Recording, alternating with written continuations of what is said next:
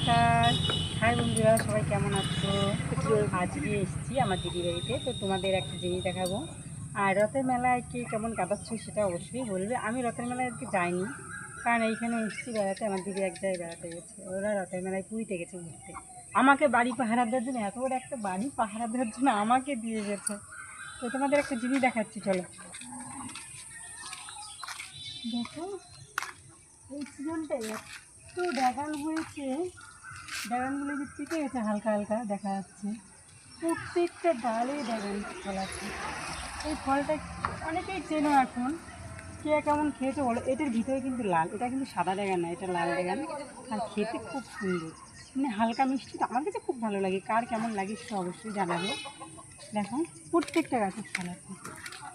এই দেখো, দেখতে মনে হয় ফুলের মতো, হ্যাঁ কিন্তু ফুল না এটা, একদম এটা কই।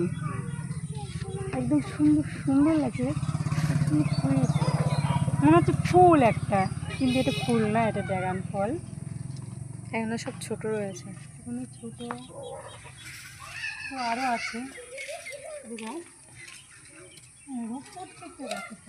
এখনো পিছনে আছে, তুই দেখিস নি তো রাস্তার দিকে। এইদিকে কত সুন্দর। কিন্তু এমন টাইমে এসছি, এখনো বেশি পাকেনি, দুই একটা পেকেছে, ওই জন্য তোমাদের পাকাগুলো দেখাতে পারিনি।